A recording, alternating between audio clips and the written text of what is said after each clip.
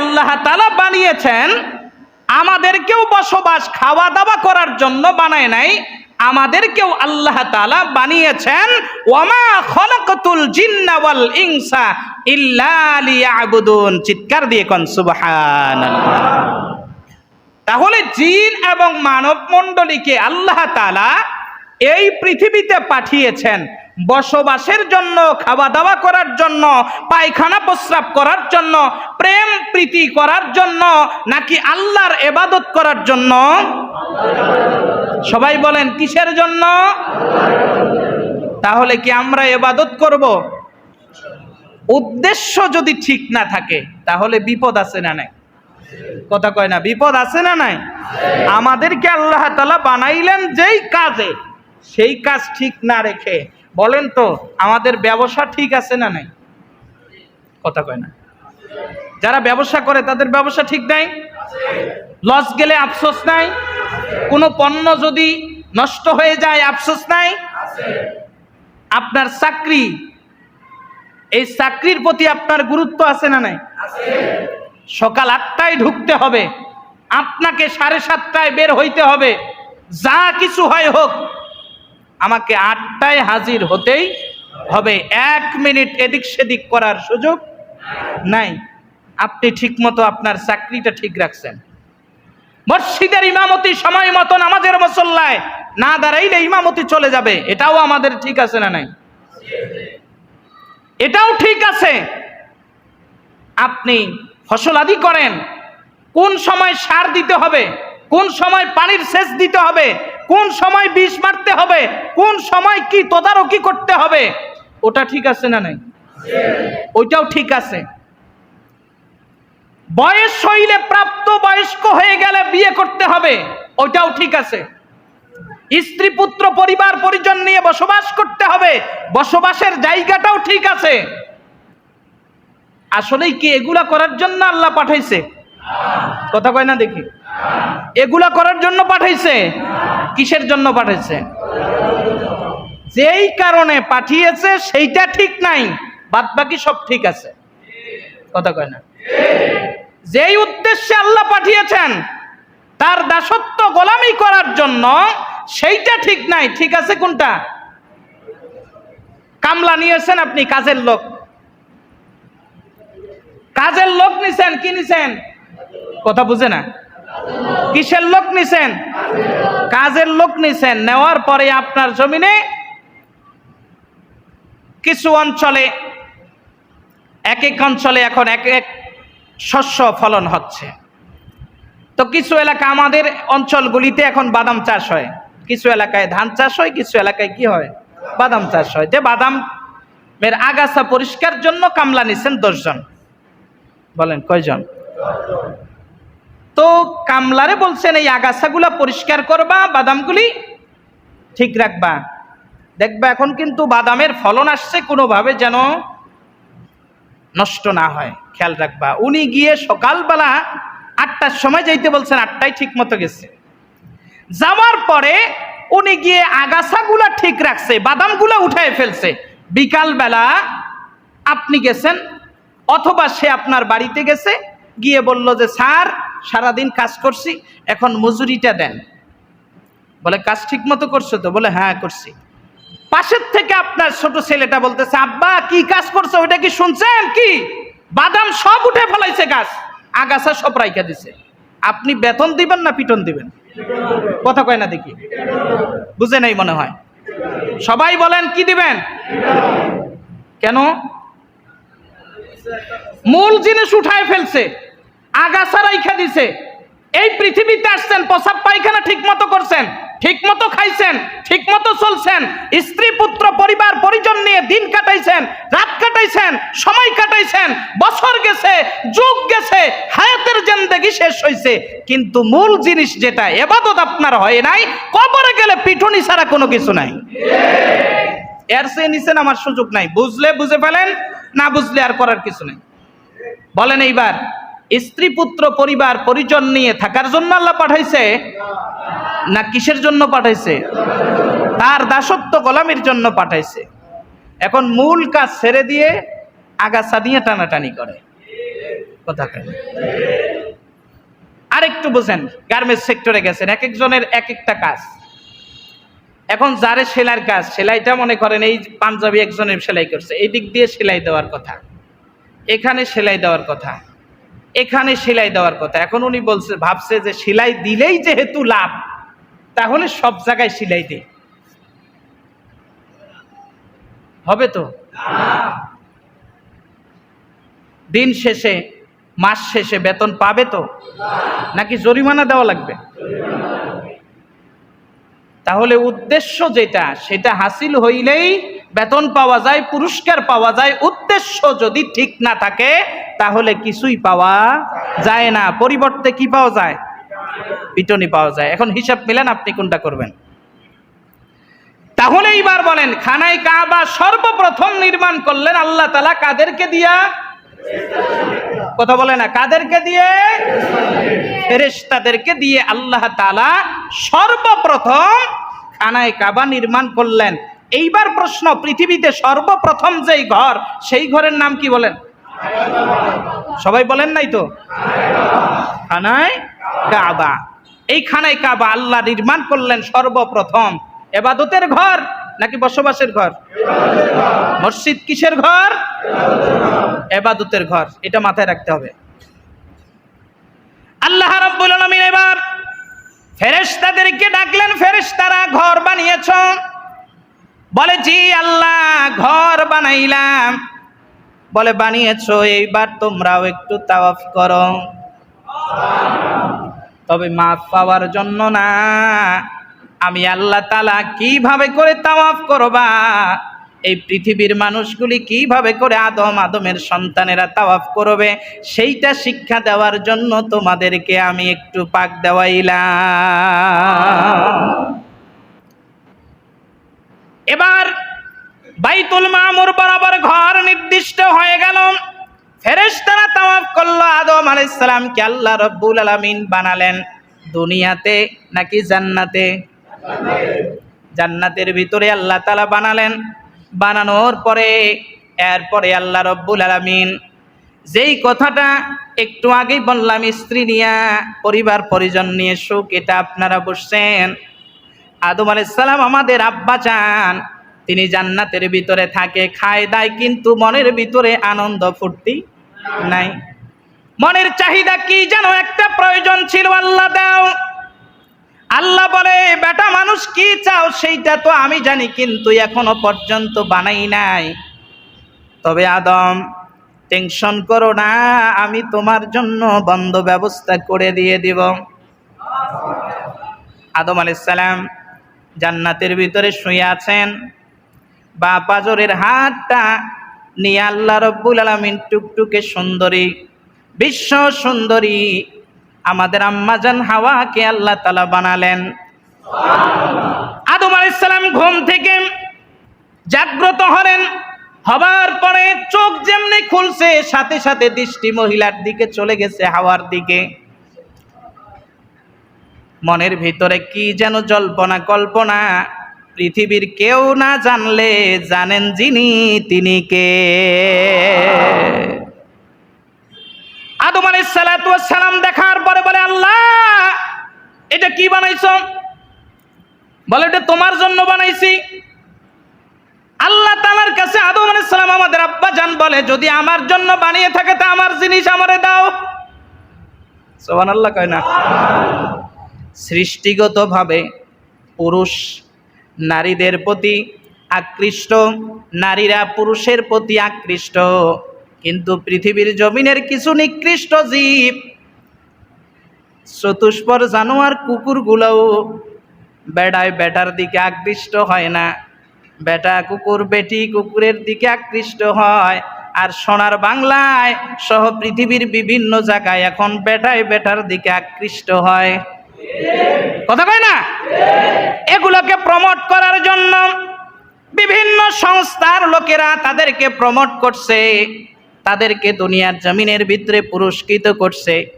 তবে এটা পুরুষ হিসাবে নারীর প্রতি আকৃষ্টতা থাকবে, এটা স্বাভাবিক। নারী হয়ে পুরুষের দিকে আকৃষ্ট থাকবে, এটা স্বাভাবিক। কিন্তু বেটায় বেটার প্রতি আকৃষ্ট হওয়া এটা স্বাভাবিক নাকি অস্বাভাবিক? কুকুরের চেয়েও, কথা কয় না, কুকুরের চেয়েও। আদম আলাইহিস সালাম যখন হাত বাড়ায়, আল্লাহ বলে এইভাবে করে না। বলে তাহলে কি? বলে এখানে বিয়ের ব্যবস্থা করতে হবে, দেনমোহরের ব্যবস্থা করতে হবে। সুবহানাল্লাহ কয় না? আল্লাহ বিয়ে পড়াবে কে? বলে বিয়ে পড়াবে কে মানে বিয়ে আমি আল্লাহ তাআলা পড়ায় দিয়ে দিব। দুইটা বর্ণনা তাফসিরে কাশরাফে এসেছে। একটা হলো আল্লাহ বিয়ে পড়াবেন, দুই নাম্বার হলো জিবরাইল আমিন বিয়ে পড়াবেন। সাক্ষী হবে আল্লাহ তাআলা। জোরে কোন সুবহানাল্লাহ। বিয়েতে এখন সাক্ষীর দরকার আছে না নাই? কিন্তু এখন বেটা বেটিরে পছন্দ হইলেই বিয়ে করেলে বাগে, কথা কয় না? এক সপ্তাহ 15 দিন 1 মাস বসবাস করার পরে আর ভালো লাগে না, বেটিরে এখন বাড়িতে পাঠায় দেয়, বেটা নিখোঁজ হয়ে যায়। এমন দৃশ্য বাংলাদেশে আছে না নাই? আদম আলাইহিস সালাম আল্লাহর পয়গম্বর, এবার বিয়ে শাদী হয়ে গেল, এবার হাত বাড়ায়। আল্লাহ তাআলা বলে হাত বাড়াইলে হবে না, দেনমোহর দিতে হবে। বলে আল্লাহ জান্নাতে কি আমার কোনো কিছু আছে নাকি? আমি কি দিব? তাফসিরে কাশরাফের ভিতরে এসেছে, আল্লাহ তাআলা ডেকে বলল, তুমি আমার নবী মুহাম্মদুর রাসূলুল্লাহ সাল্লাল্লাহু আলাইহি ওয়াসাল্লামের প্রতি দরুদ 10 বার প্রেরণ করো। একটি সমস্যা এখন চলতেছে, সমসাময়িক বিষয়, সোশ্যাল মিডিয়াতে ভাইরাল হয়েছে। রাসূলুল্লাহ মুহাম্মদুর রাসূলুল্লাহ সাল্লাল্লাহু আলাইহি ওয়াসাল্লাম কখন নবী হয়েছেন? এখন ঝামেলা চলতেছে না? এখন বলেন তো, আদম আলাইহিস সালামকে যখন আল্লাহ তাআলা বানালেন, হাওয়ার সাথে যখন বিয়ে দিলেন, তখন কি আমার নবীজি দুনিয়াতে আসছে নাকি? দুনিয়াতে কোনো মানুষ আসছে নাকি? আসে নাই। তবে সর্বশ্রেষ্ঠ নবী যিনি হবেন, আল্লাহ তাআলা পৃথিবী বানানোর আগেই তাকে আল্লাহ রাব্বুল আলামিন তার কুদরতি হাতে রেখে দিয়েছে। তিনি সর্বশ্রেষ্ঠ নবী হবেন, তখন থেকেই ঘোষণা। কিন্তু নবী হিসেবে পৃথিবীর জমিনের ভিতরে আল্লাহ তাআলা যখন দুনিয়াতে তিনাকে নিয়ে আসছেন, এই প্রসঙ্গ আমার না, শুধু যেহেতু সমস্যা আপনাদেরকে মূল ধারণা, মূল বিষয়টা কি। পৃথিবীতে যখন আসছেন, আসার পরে তাকে নিয়ে গেছে দুতমা হালিমাতুস সাদিয়া, নিয়ে গেছে না? আচ্ছা, নিয়ে যাওয়ার পরে দুগ্ধপান করিয়েছিলেন। ওই সময় হালিমাতুস সাদিয়ার একটা সন্তান ছিল। আমাদের নবী 2টা স্তনই পান করছিলেন না একটা পান করছিলেন? আচ্ছা, পৃথিবীতে কোন সন্তান জন্মের পরে এই ইনসাফ প্রতিষ্ঠা করতে পারছে? তাহলে এই যে ইনসাফ প্রতিষ্ঠা করা, এটাও হলো তিনি যে নবী হবেন, তিনি যে রসুল হবেন, এটাই হলো তার প্রমাণ। কথা বুঝেন নাই? এরপরে নবীজি আস্তে আস্তে যখন বুঝতে শুরু করলেন, খেলতে যায় ছেলেরা, কিন্তু তিনি খেলেন না, খেলা দেখেন কিন্তু খেলে না। এই যে না খেলাটা, তিনি যে নবী, এটাই তার প্রমাণ। এরপরে নবীজি মানব কল্যাণে নিয়োজিত 17 বছর বয়সে। সুবহানাল্লাহ কয় না? কত বছর বয়সে? 17 বছর বয়সে। এ তো নিজের ছাড়া বাপেরও কোনো কিছু বুঝে না। আর তিনি মানব কল্যাণে নিয়োজিত হিলফুল ফুজুল সংগঠন তৈরি করলেন। এটার উদ্দেশ্য ছিল 7টি। তন্মধ্যে একটি ছিল বিদেশ থেকে যত ব্যবসায়ী এই দেশের ভিতরে আসবে তাদের নিরাপত্তা নিশ্চিত করা। জোরে বলবেন না সুবহানাল্লাহ। তাহলে দেশকে ডেভেলপ করতে হলে, দেশের অর্থনৈতিক উন্নতি ঘটাতে হলে, তাহলে বিদেশি যত নিয়োগকারী এই দেশে আসবে সকলের নিরাপত্তা নিশ্চিত করা। যদি নিরাপত্তা নিশ্চিত না হয়, তাহলে গার্মেন্টস সেক্টর বন্ধ হয়ে যেতে পারে, বিভিন্ন শিল্প কলকারখানা সবকিছু বন্ধ হয়ে যেতে পারে। রাসূলুল্লাহর ভিতরে কত বৎসর বয়সে এই চিন্তা আসছে বলেন তো? 17 বৎসর বয়সে শুধু চিন্তা আসে নাই, বাস্তবায়ন করার জন্য তিনি সংগঠন করেছেন, কিন্তু ছোটবেলার থেকেই মানব কল্যাণে তিনি ব্যক্তিগতভাবে নিয়োজিত ছিলেন। আরো জোরে বলবেন না সুবহানাল্লাহ? এটাও প্রমাণ করে তিনি নবী হওয়ার, এটাও একটি প্রমাণ। এরপরে আরো অনেক ইতিহাস আছে, যতটুকু আমরা শুনলাম। এইবার বলেন তো, আল্লাহ তাআলার পক্ষ থেকে তিনি যে নবী হবেন, তিনি যে সর্বশ্রেষ্ঠ রসুল হবেন, 40 বছর বয়সে এসে এটা সিদ্ধান্ত হয়েছে, নাকি আদম আলাইহিস সালাতু ওয়াস সালামেরও আগেই সিদ্ধান্ত ছিল? হ্যাঁ, এবার আসেন, নবীজিকে জিজ্ঞাসা করা হয়েছে, নবী আপনি কখন থেকে নবী? নবীজি সাল্লাল্লাহু আলাইহি সাল্লাম বলেন, যখন আদম আলাইহিস সালাম রূহের জগতে, তখনও আমি মুহাম্মদুর রাসূলুল্লাহ নবী। কিন্তু সেটার প্রতিফলন আল্লাহ তাআলা 40 বছর বয়সে প্রকাশ করে দিয়েছেন। কি করে দিয়েছেন? এর আগে কেন প্রকাশ করেন নাই? এখন বলতে পারেন প্রকাশ করে নাই মানে, প্রকাশ তো করছেন। তাওরাতেই নবীর নাম আসছে, জাবুরেই নবীর নাম আসছে, ইনজিলেই নবীর নাম আসছে, সহিফায়ে আদমের ভিতরে এই নবীর নাম আসছে। সুবহানাল্লাহ বলবেন না? প্রধান অতিথি আসতেছে, এটা সব জায়গার ভিতরে আল্লাহ তাআলা ঘোষণা দিয়েছেন। কিন্তু আগমনটা প্রধান বক্তা যদি মনে করেন আসরের পরে ওয়াজ করে যায়, তারপরে অন্য অন্য বক্তার ওয়াজ আমরা শুনি তো, যা চল বাড়ি যাই, এগুলোর ওয়াজ আর কি শুনবো? সব নবীরা হলো বিশেষ অতিথি, মুহাম্মাদুর রাসূলুল্লাহ হচ্ছেন প্রধান অতিথি। আসে সবার শেষে, নাম থাকে সবার উপরে। কথা কয় না দেখি, নাম কোথায় থাকে? সবার উপরে থাকে, আসে সবার পরে। আগে আসলেই মূল্যায়ন বেশি হয়ে যায়, বিষয়টা এমন না।